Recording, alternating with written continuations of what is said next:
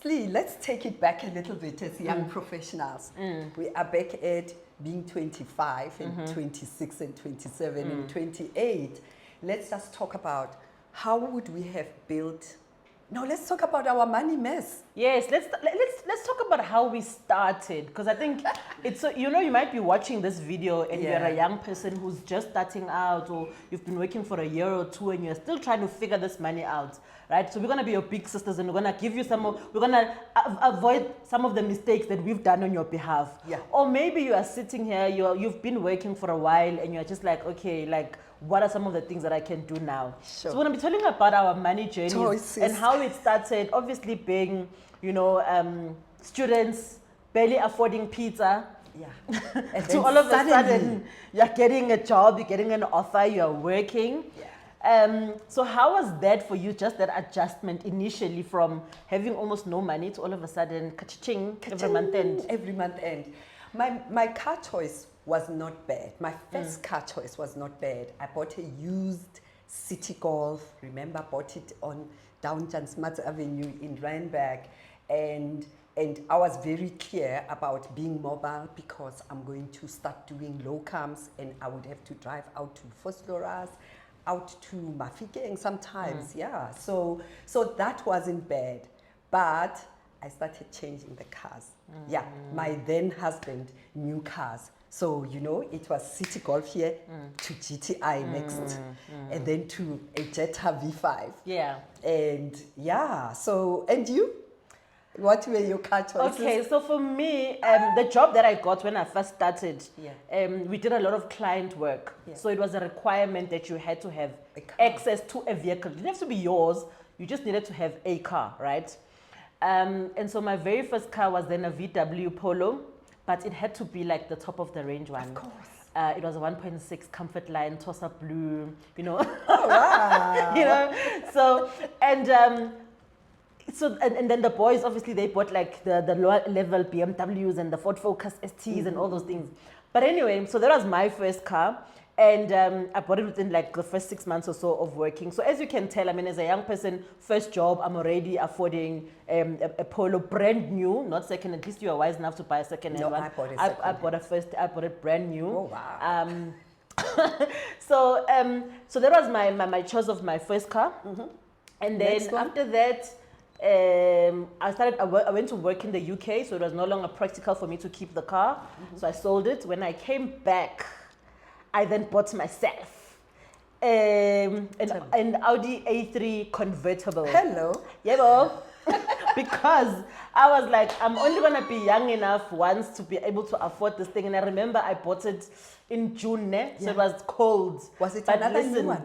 Brand new, of course. Oh my goodness. Like I literally went into Audi and I had to order it. It had to come, I had to customize it. Even the thing that opens, you had an option of, I remember it was like a manual option, and one where you press the button and the thing just goes shh.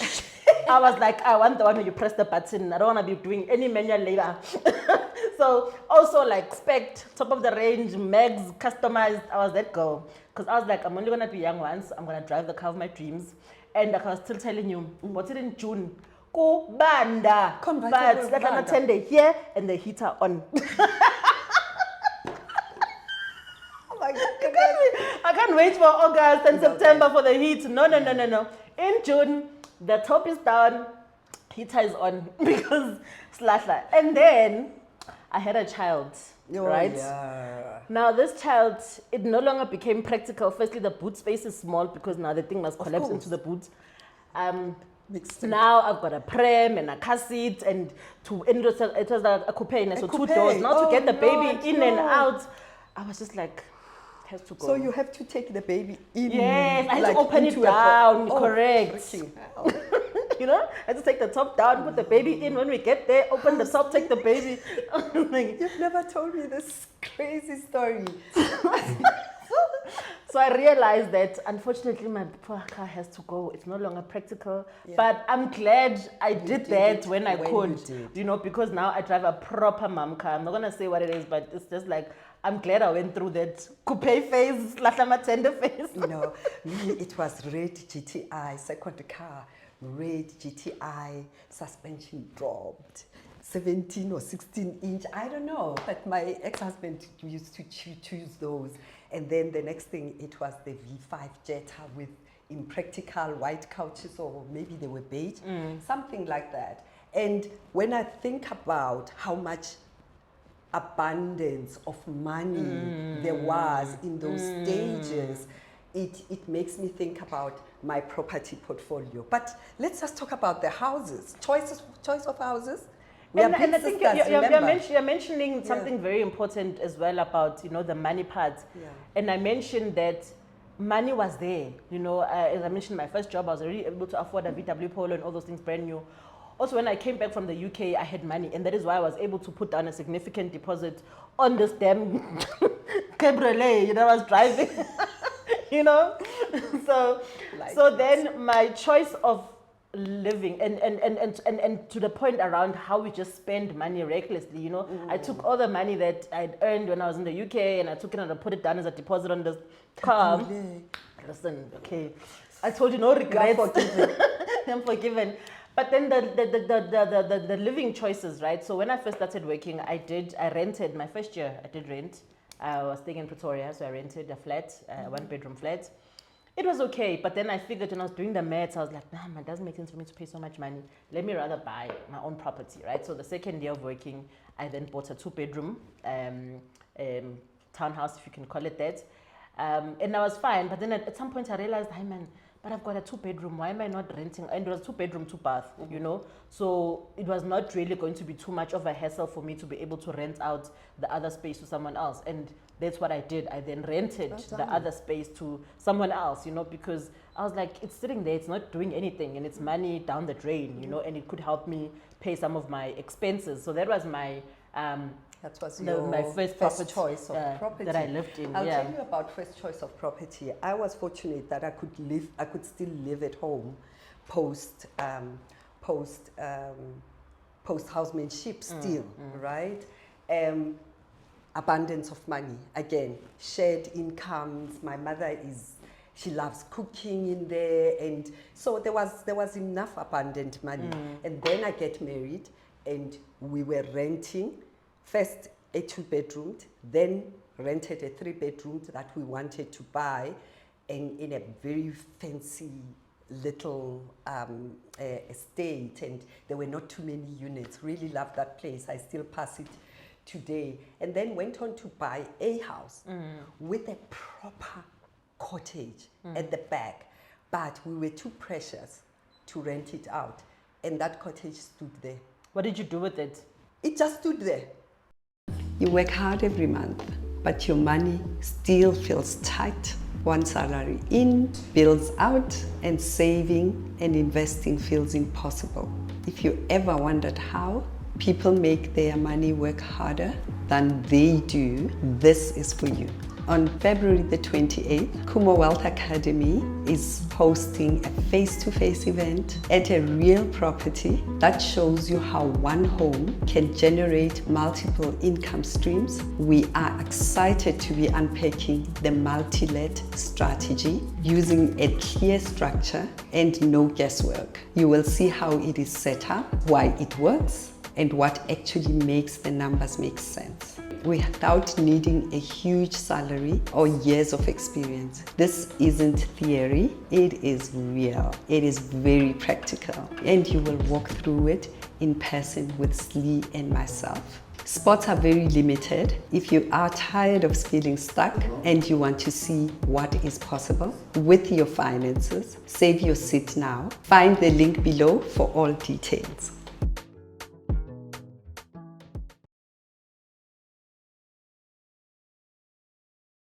Unfurnished, untenanted, and we've got this beautiful garden, green, a lapa, double garage, big driveway. It was just for show. When I think about those choices that we set on money, not once, not twice, but thrice, right? Because we had two professional incomes, and we bought this gorgeous little house with a proper cottage. It was a one bed. It wasn't even a bachelor's flat. It had a one bed, proper kitchen, proper bathroom, out there in the garden, far from where we were, where we could have had a tenant. And it was next to the lapa. The person could privately leave the house without us seeing them. You would probably notice the car because they would have to park their car in the driveway. So why That's did it as never much. cross your mind to rent it out? When your direction, firstly, it's focus. Did I even know that we have bought a treasure property where we could have somebody help us pay the bond? I didn't. But secondly, living with the person that I lived with, he would never allow it. So our direction in terms of money and focus and what we are trying to do was just probably at the time to look as fancy as possible. That's all. You know, there was no money focus or investment focus or something like that. And we have to be honest about this because the agent might have mentioned it to me because I remember her saying, I even remember that it was Charles Everett, agent, that talked, and there is a potential of a tenant at the back end. You know, I just don't remember the conversation even going beyond that. It was just, No, unthinkable. not gonna happen. Oh, it's not going to happen. So we are very precious about these properties that we buy, and we don't see the value of having.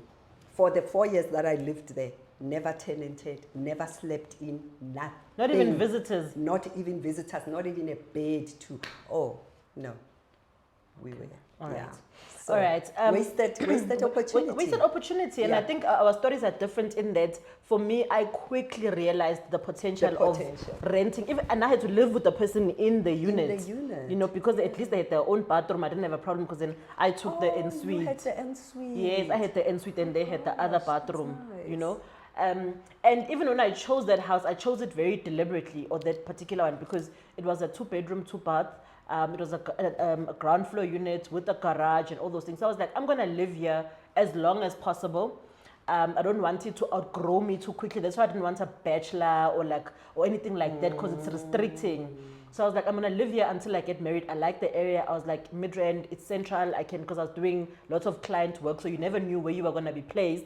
So it was for me, Midrand was central. I was like, I'm going to live here as long as possible until I get married, which is exactly what I did. When I moved out because I had gotten married and we needed to get our own home. Oh, I see. You know, Yeah, so I lived there for many, many years. But I think the wasted opportunity in my instance was that from the time of buying the first house that I lived in and then renting it to the other tenant, I feel I waited too long to get deliberate about investing in property. Same here. Because I think that one that I lived in, I bought in 2007. I then bought a 1-bedroom flat in 2010, which was roughly 3 years later, right? And then I sort of stalled from then. And I think that one I'd also bought in my name. It's also this thing. So now it was the first one that I still kept. Then it was this 1-bedroom, and then it was our primary home. So now I had 3 properties in my name, which totally suffocated any room. Even though I wasn't aware, I didn't even try and buy anything because I knew the banks wouldn't finance it. There's no way that we could have a primary home, add 2 other properties, cars, other living expenses, and still be able to afford to do anything. So that's why I sort of stalled. It's only when that awakening happened and I started attending property seminars and sessions. That, when the corner turns. I want us to still take it step by step towards our... What do you see as your big money wasters along the way? Yeah. My big money wasters, and I don't want to call them money wasters, but where the leaks could have happened that could have been saved. I want to say circumstances as well, because at some period then I had to make a decision of getting out of my marriage. So that period, because people don't see it, it is it's an opportunity lost when you lose the other income, to be honest, absolutely. right? Number one. Number two, you have to get your head right and get your finances right and recalibrate. And get even your mind, even just your the mindset, recovery from that. Emotionally, because that's very important, how relationships can also stall your financial progress. Correct. Yeah. So we absolutely need to choosing the right partner with the right focus or a common focus can actually accelerate your wealth building. And because it was such a stressful time, my money went to travel. I was either trying to get better or I was running from emotion. But most of the time, I went to retreats, I bought flight tickets, I went to the US to do a whole residential recovery, emotional recovery retreat and stuff. So I bought flight tickets, lots of flight tickets. And I was in Cape Town for every New Year's Eve, every concert at Kirstenbosch, and I traveled every quarter. Every quarter there was something that I'm doing outside of the province or outside of the country. So yeah. And what were your biggest money wasters, you would say, Slee? Okay, the cars. I like it. Definitely the cars, because fell into the trap of every 3 years or so you must change must your change car. the car. I'm like, what nonsense. But anyway, so I think that, and because I was buying new cars and then I was being forced to sell, so I was selling it at a loss, or not what I could have sold it for. As I mentioned, the Polo I sold because I was leaving and it didn't make sense, and then the convertible I had to sell because now it was not practical with the baby anymore. So I think the cars definitely, and I think just not managing and being deliberate and planning your money. Like, I honestly can't tell you what were the biggest drains of the money on a month-to-month basis.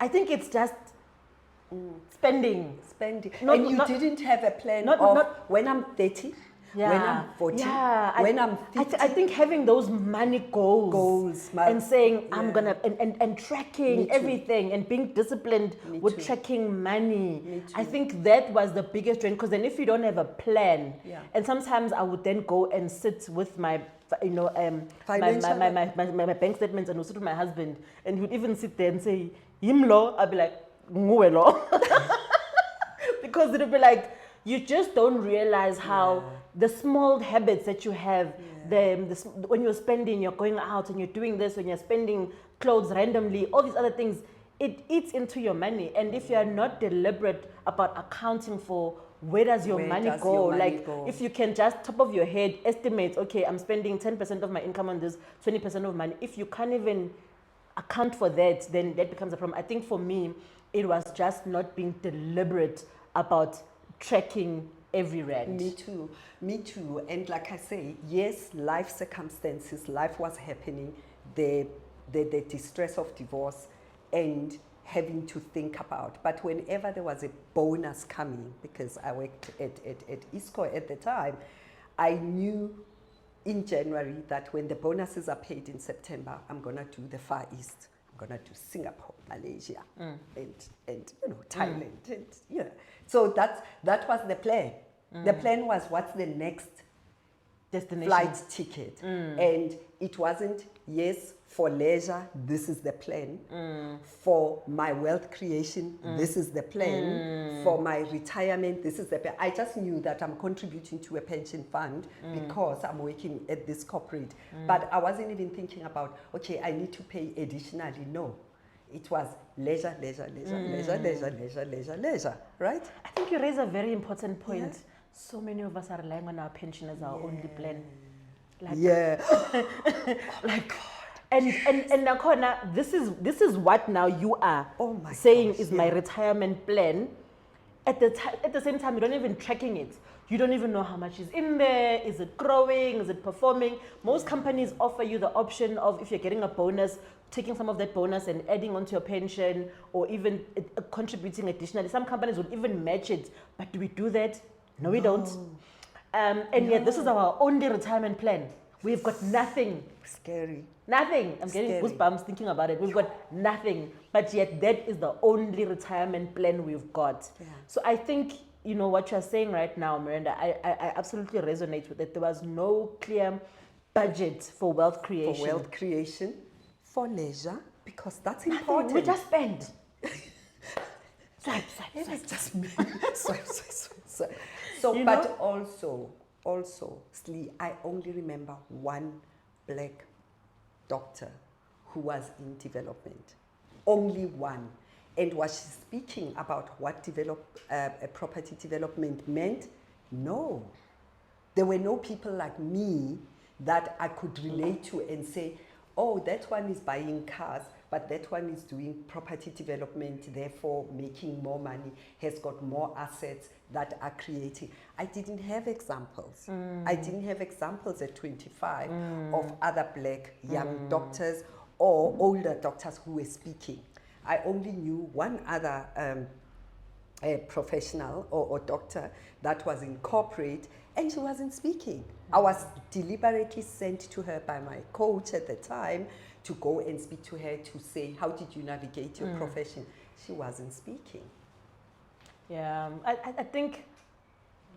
Sorry, just wanted to, the time is running out, so I just wanna. Okay, we're good to go. I said I think. So I think what you're saying is very important. It's that, you know, for me as a young black professional, I was not exposed to anyone, and it's not an excuse, absolutely not an excuse, because I come from a financial background and I should know better. But that's for you. I can almost understand because you're not exposed. For me, I was exposed. I knew how to do balance sheet, income statements for companies. Almost like you divorce yourself. You're not realizing The that work self. you are an entity yourself. You are a company yourself. You must have income. You must have expenses. Right. You know, when we were being taught at school, you would do budgeting and forecast, and then variances. How much the budget? How much for the company? But it doesn't click in your mind that you are also a company. You must have assets. You must have liabilities. You must have income. You must have expenses. You must have cash flow management. You don't think about that. You don't register. And also, there are not enough people. I think now with social media, we're seeing a rise in, you know, people talking about money openly. But in our era, none of that was happening. We didn't have access to people who were talking openly about wealth creation. We didn't come from families that were talking about wealth creation. So for us, we were like the first generation university student goers, you know, the black diamonds as we were called back then, you know. So everybody was just throwing debt and insurance products at us at the time. And there was no thought about wealth creation. There was nobody who was saying, Slindile, you qualify for X amount of money. If you want to retire comfortably, if you want to retire early, this is how you need to plan it. Nobody even retire early. They were just like, No. say, buy this product, buy this product. And by the time you retire, it will have R1 million. And R1 million at the time looked like, many zeros. It's disappointing. And even the products that we were given were like low. They were not generating an income. I think that has been part of the problem as to why that level of awareness around wealth creation, around planning and being deliberate for your retirement, is something that just never crossed my mind, you know? Yeah. So, but we did turn the corner. Yeah. Eventually. And how for you did you turn the corner? What was the aha moment or the click moment? Or was it a click moment or was it a gradual moment? What was it? I think for me, it's when I started having children. True. When I started having children, and I think I've mentioned the story before in the videos about how when my mom passed away, we had a room at home, and those rooms were able to take care of us even when she was not. Yeah. So when I had these children, I thought to myself, if one day I'm not here, like, how are these children going to survive? You know, I need to start working on something that does not rely on me physically being there and providing for them.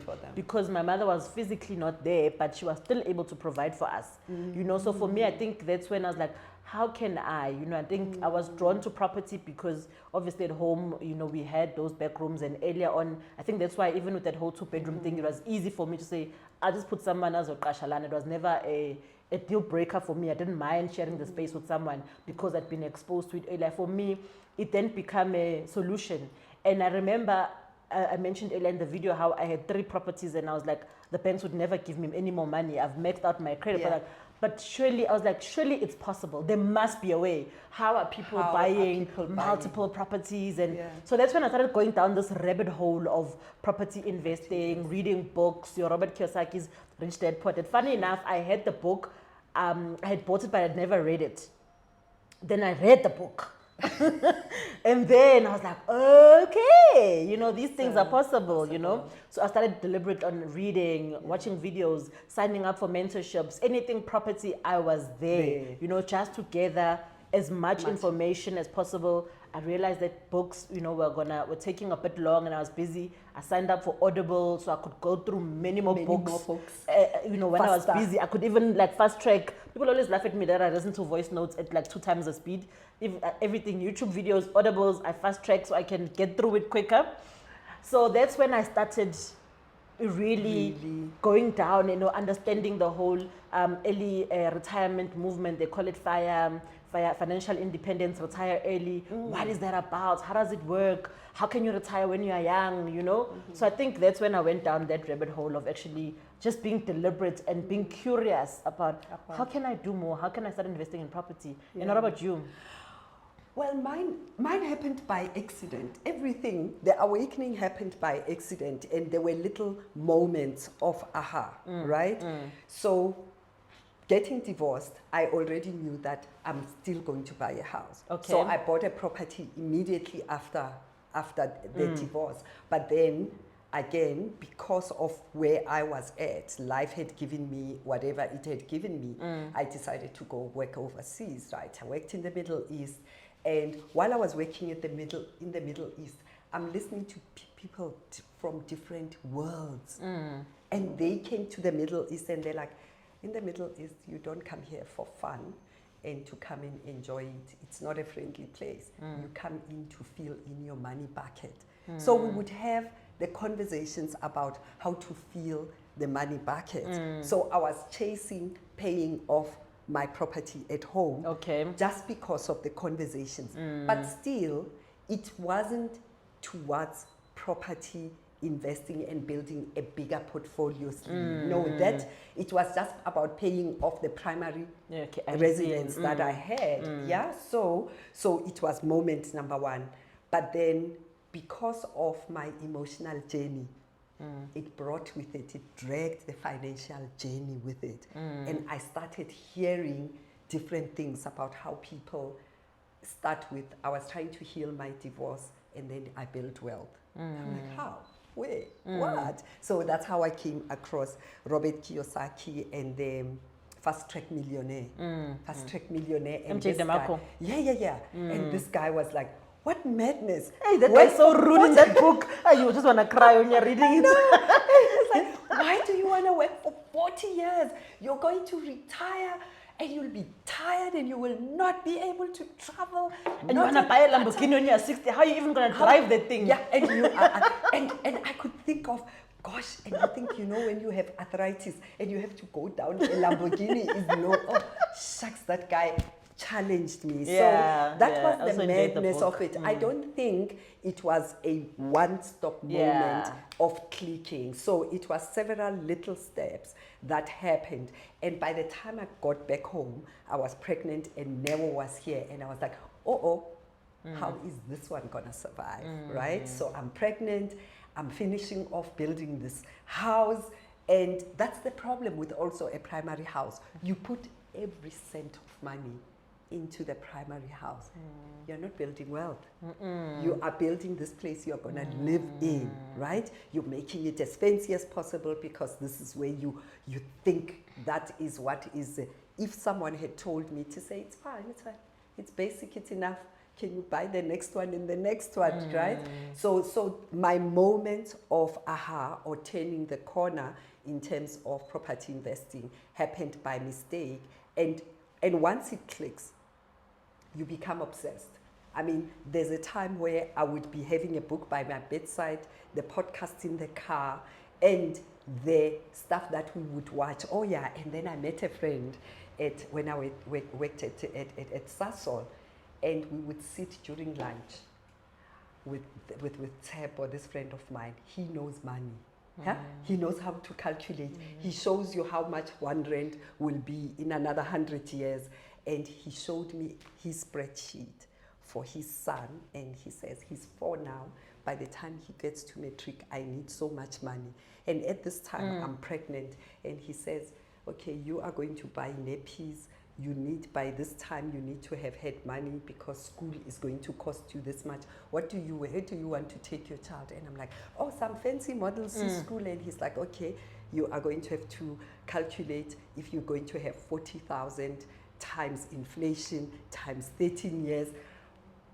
I had never seen it. Never. No one had ever set me down to do a 20-year plan or a 13 years of the schooling life of my child. So as you can see, the more you read, the more you come across even the people that fall by the in front of you are talking about money. So during our lunch hour, we would be eating iskaftin in Rosebank, and we would be looking at videos of people talking. I remember it was MoneyWeb that we were obsessed about, and we would be listening to MoneyWeb. So there is a way of turning the corner, but I think this conversation is important for someone who's 25 and 28 to know that we also had our times of money wastage, but for you, we want to almost shorten the time of money wastage. Don't wait until you're 39 and 40 like us to come back to it, so that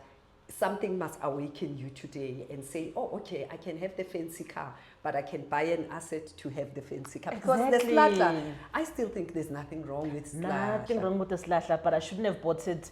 I think the mistake with the slata, or the mistake that we make, is that we fund these assets out of our pockets, out of our end income, right?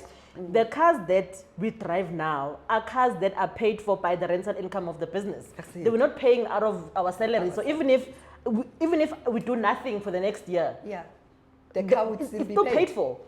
It's still paid for. That's the difference, is that we do it the wrong way around. We start with the fancy assets, which then constrain our ability to earn anything, because now you're paying 10,000, 20,000 rand for a car. And now it's not just the car, it's the insurance is expensive, the maintenance is expensive. You need to then look in a particular way, you need to live in a particular way. So it all adds up, and you end up not having anything left. Then you wonder why you're not investing, because you did it the wrong way around. Start with the assets when you're still young enough. Build the assets, let the assets buy you the toys that you want. You heard Miranda earlier on speaking about the Lamborghini. Absolutely nothing wrong with the Lamborghini if you're buying it the correct way. Absolutely have. We are not those people who tell you, drive an Oscar Donk. No, we are not about that. Live your life, enjoy the travel, but make sure that you've got assets that are paying for those things. You're not now constraining your ability to retire early or to live the life that you want because of the car. Now you are beholden to a job. You can't move, you can't do anything, because now you're worried about how you're going to pay for the toy that you have bought. And I think the other important point that you raised was around the people that you were with who were aligned in terms of who were making these conversations and making you aware. And also with me, what also happened was that we were in what we call a mastermind, right?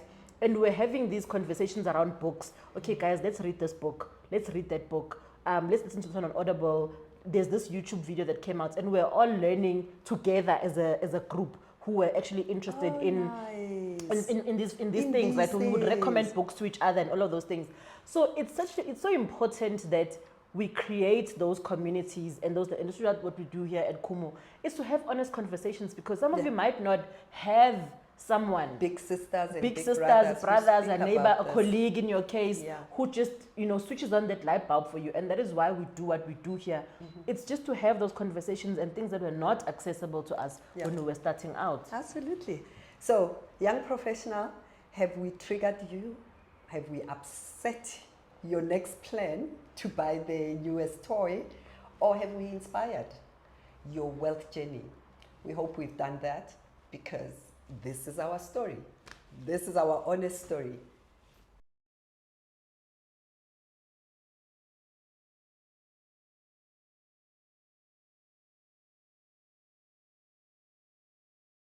So you've heard and hopefully laughed with us at our mistakes that we made as young professionals.